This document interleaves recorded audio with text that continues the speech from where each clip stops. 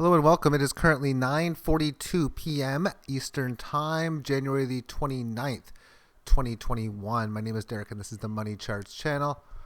All bets, trades, and within the like, that's each his own risk and their own reward. A lot of support has been in place in here near the 30,000 as it came down here originally on the 12th of January, again on the 21st and 22nd, and then again just recently here, 27th into the 28th.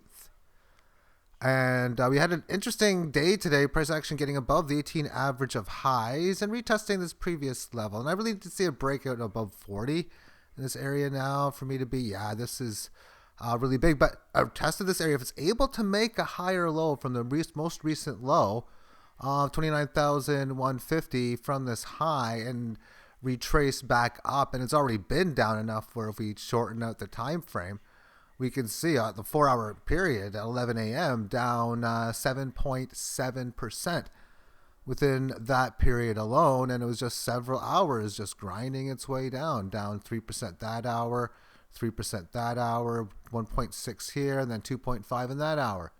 And since then, it's just maintained, just going sideways, and so far found support at around the high level, or 33,000 high change, or 33, And now it's going to have to break that support, because we can look at this in the 5-minute and just see, well, there's your range-bound market, and it's, until it breaks it, it's all that yada-yada kind of stuff. But overall, within the daily term, still in the sideways range that it's been in from the high. Now we've had, I guess, 3 upward tests within today's session, and until it breaks it, it's just as it is. Next up, let's take a look at DGB, and I'm not going to name it a breakout alert because the last 2 times I did it, the markets all failed, and I'm going to show the previous 2 after this, but DGB is the next.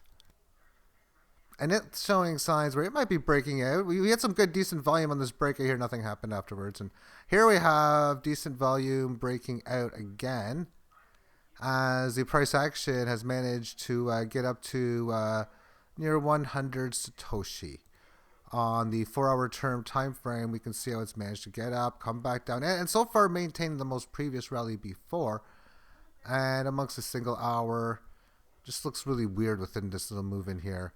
But nonetheless, it's at the upper end of this range, breaking out very, very nicely. Whether it has the potential to go to like 120, 150, and who knows how much higher, because when these things go, we see it here, this move in here, this went from pretty much, and even lower from where we are now, or were even for that matter, 55 or so, all the way up to like 250.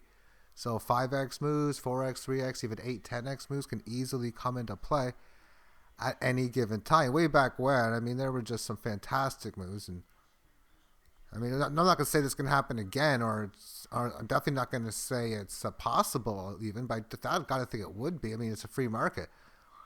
But this went from 100 all the way up to 25, or a 25x move, giving it all back, of course. So when you have these moves with these big rallies, are you able to take advantage of it within these situations? I mean, at this stage, it's just stating a statement that it wants to attempt breaking it. It neutralizes market pretty much since around the 21st or so of January. And we'll see, of course, if it's able to do so or not. All right, next up is that of, we'll go to, let's go Tezos. And against the Bitcoin, 800 or 8,470 Satoshi. So here was a spot where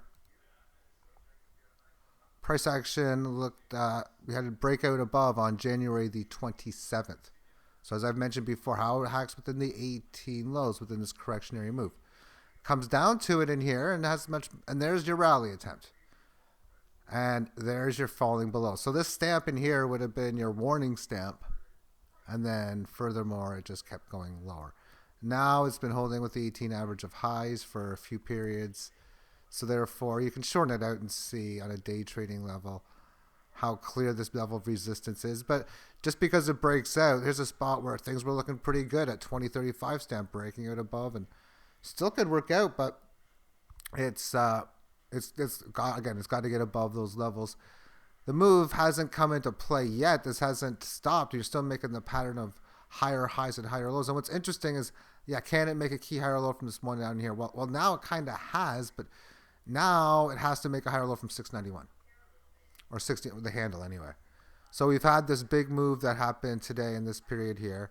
So if this is going to be a lower high, well, it's important to at least make a matching low, but we realistically want to make some sort of higher low. If it goes down to 750 handle or 775, that would count as a higher low. And then at some point you got to start developing higher highs and higher lows after that. And then the Hedera hash graph, there was a breakout in here and supports the 18 well, and that's breaking it. Looking at this stage like we could be off to the races, and the failure amongst the 18 occurs from 16 stamp on the 28th, and then you can see it breaking down below the established support a few periods later, and then from that point a decent leg lower. Now it's neutralized the situation and established a level of resistance amongst this term time frame. And on the daily chart, it's finding an area of key support. And if this thing doesn't hold, well, it's such a big move, what would the weekly chart be telling me? Well, this would be the must-hold area for this move to be a failed move or not. And it still got the potential. I do feel there's going to be a good chance that it's going to be a dartboard rally that we're developing and we're in the early stages of right now, whether it will be or not. A lot of it is money goes into Bitcoin. And then at that stage, money that's already into Bitcoin goes into altcoins as well. People look at the price of Bitcoin being so expensive as it keeps going higher. And then a lot of people realize, oh, these altcoins, these are so much cheaper, haven't been up as much or haven't had the gains. And thus that can drive the prices of them higher. And now let's finish this off with Ripple against the Bitcoin, which ultimate failed breakout. Of course, this is news related. And since then, it's been, just doing like nothing. So it really doesn't seem like there's anything to see. And even on the daily, you don't really see too much.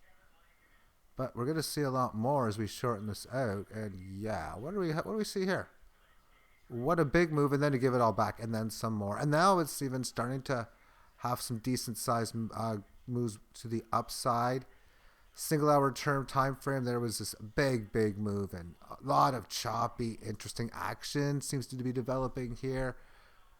And I'm not going to say this looks like we're ready to be breaking out. It's either breaking out or breaking down, but it seems like this move that we've been in, just chopping within what's been extremely low volatile 18 average or extremely tight, is just going to come to an end, and we're going to see a volatile move one way or another.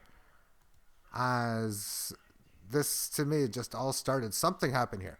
What it is, we'll just wait and see, but that will be it. Now, I want to finish this off within sports, in particular hockey, as if anyone followed my big bet that I last made on the National Hockey League, and I talked about a bunch of them. A few of them did really well, I think, but I only made one, and it was the story of a lot of the luck that I see. And I get the opposite of this good luck. It just seems I get a ratio of like 8-1, 10-1, or 15-1 of like really bad luck to good luck. And yet what makes this fascinating for what I'm doing with fantasy hockey is I've experienced like 5, 6, 7, including one right now, periods of unluckiness where I don't really lose.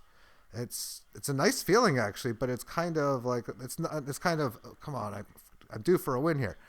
But what happened was I figured, okay, Montreal's a far more superior team than the Calgary Flames were in yesterday's session. And I wanted to put my money where my mouth was.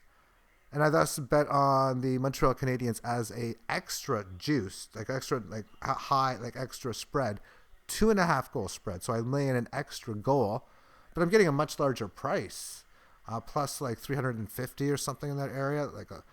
So Montreal's up 4-0. I got a goal bonus on me.